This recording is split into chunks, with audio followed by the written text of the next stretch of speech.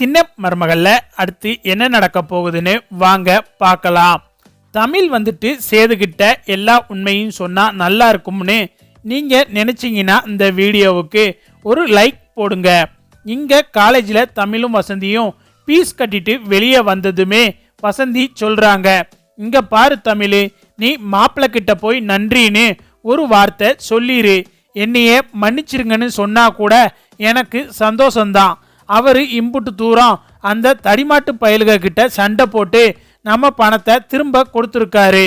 அந்நேரம் அவர் மட்டும் வரலன்னு வையி, இந்த பீஸு நம்மளால கட்டி இருக்கவே முடியாது. இந்த பணத்துக்காக நம்ம எம்புட்டு சிரமப்பட்டோம்னு உனக்கு நல்லாவே தெரியும். அவர் தெய்வமா அந்த பயல்களோட சண்டை போட்டு அந்த பணத்தை நமக்கு வாங்கி கொடுத்துருக்காரு.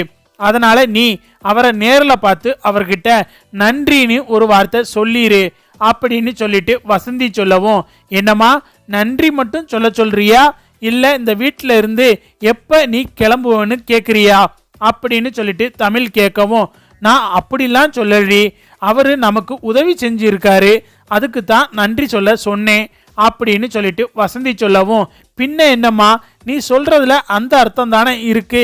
எத்தனை நாளைக்கு உன்னைய வச்சு நாங்கள் கஞ்சியை ஊத்துறதுன்னு மறைமுகமா கேட்குற, அப்படிதானே அப்படின்னு சொல்லிட்டு வசந்தி கிட்ட தமிழ் கேட்கவும், இங்க பாருடி, நான் அப்படிலாம் ஒரு நாளும் நினைச்சது கிடையாது. எந்த ஒரு அம்மாவா இருந்தாலும் தன்னுடைய பிள்ளை புருஷனோட சேர்ந்து வாழணும்னு தாண்டி நினைப்பாங்க. அதை தானடி நானும் சொன்னேன். நீ அன்னைக்கு கருப்பு கிட்ட என்ன சொன்ன, அவர் கோபத்துல தான் வார்த்தையை விட்டுருப்பாரே தவிர மனசார அவரு அப்படி சொல்லியிருக்க மாட்டாருன்னு நீ சொன்னே இல்ல, அது உண்மைதாண்டி. ஏன்னா அவர் உன்னைய உண்மையிலேயே தப்பா நினைச்சிருந்தா கண்டும் காணாம போயிருக்க வேண்டியது தானே. யாரோட பணமோ என்னமோ போயிட்டு போகுதுன்னு சொல்லி போயிருக்கலாம்ல.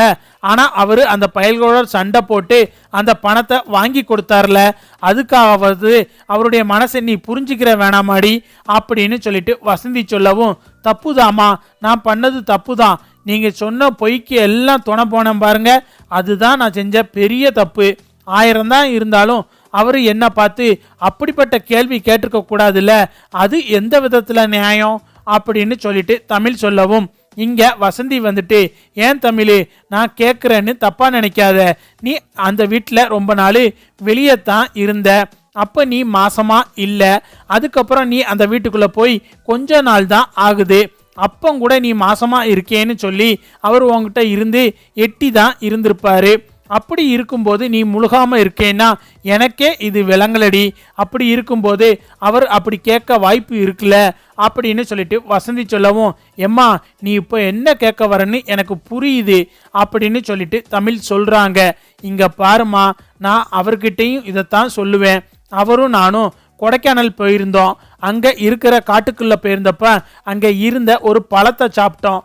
அதுக்கு அப்புறம் தான் நானும் அவரும் ஒன்னா இருந்தோம். அந்த நேரத்துல தான் இந்த குழந்தை எங்களுக்கு கிடைச்சிருக்கு.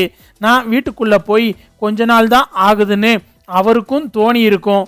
நான் இல்லைன்னு சொல்லல. அப்ப நான் பொய்யா மாசமா இருக்கேன் அப்படின்னு சொன்னதுனால அதை நம்பி அம்மாச்சி என்கிட்ட இருந்து அவரை தள்ளியே இருக்க சொன்னாங்க. அதனாலேயே அவரு என்கிட்ட இருந்து தள்ளியே இருந்தாரு. அவருக்கும் அதனால கூட இந்த சந்தேகம் வந்திருக்கலாம். நீ சொல்றதும் சரிதான், எனக்கு இப்போதான் புரியுது. நான் அவரை போய் நேரில் பார்க்குறேன். நன்றி சொல்கிறதுக்காக மட்டும் இல்லை, அவரை நான் நேரில் பார்த்து என் வயிற்றில் வளர்றது உங்கள் வீட்டு வாரிசு தான், அது எப்படி உருவானதுன்னு சொல்லி அவரோட சந்தேகத்துக்கு பதில் சொல்லி அவருக்கு புரிய வைக்கிறேன் அப்படின்னு சொல்லிட்டு தமிழ் பார்த்தா சேதுவை பார்க்க கிளம்பி போகிறாங்க.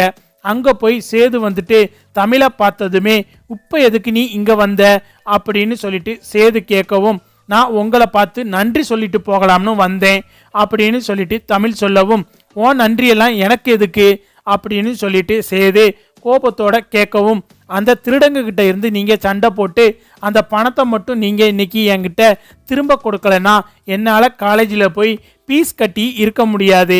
டாக்டருக்கு படிக்கணும்னு நினைச்ச என்னுடைய கனவையும் நான் நிறைவேற்றிட முடியாம போய் இருந்திருக்கோம். அதனால ரொம்ப நன்றி அப்படின்னு சொல்லிட்டு தமிழ் சொல்லவும், சரி சரி அப்படின்னு சொல்லிட்டு சேது பார்த்தா அங்கிருந்து கிளம்புறாரு.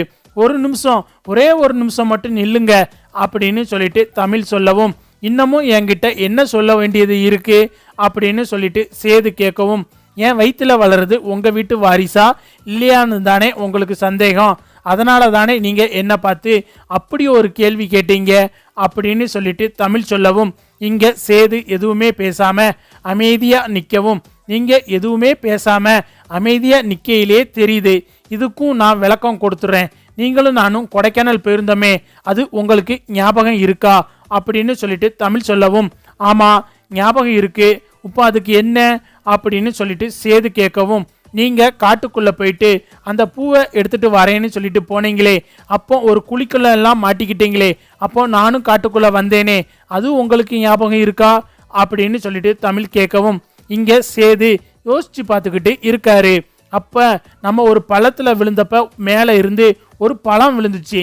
அந்த பழத்தை சாப்பிட்டதுக்கு அப்புறம் நீங்களும் நானும் கொஞ்ச நேரத்துக்கு சுய நினைவில் இல்லை. அப்போதான் நீங்களும் நானும் ஒன்றா இருந்திருக்கோம். அதனால தான் இப்போ என் வயிற்றுல உங்கள் வீட்டு வாரிசு வளர்ந்துக்கிட்டு இருக்கு அப்படின்னு சொல்லிட்டு தமிழ் சொல்லவும், இங்கே சேதுக்கு இப்போதான் எல்லாமே ஞாபகத்துக்கு வருது. ஆமாம், இவ சொல்றது உண்மைதான் அப்படின்னு சொல்லிட்டு சேது யோசிச்சு பார்த்துக்கிட்டு இருக்காரு. இங்க தமிழ் வந்துட்டு, நான் சொல்ல வந்ததை சொல்லிட்டேன். நான் தப்பானவ இல்லை. என் வயிற்றுல இன்னொருத்தரோட வாரிசு வளரல. என் வயிற்றுல இருக்கிறது உங்க வாரிசு தான் அப்படின்னு சொல்லிட்டு தமிழ் கிளம்பிடுறாங்க. இங்க சேதுக்கு பார்த்தா தமிழை கூப்பிட்டு, என்ன மன்னிச்சிரு தமிழே அப்படின்னு சேதுக்கு சொல்ல தோணுது. ஆனா தமிழை பார்த்தா எல்லா உண்மையும் சொல்லிட்டு நிக்காம அங்கிருந்து கிளம்பி போயிடுறாங்க.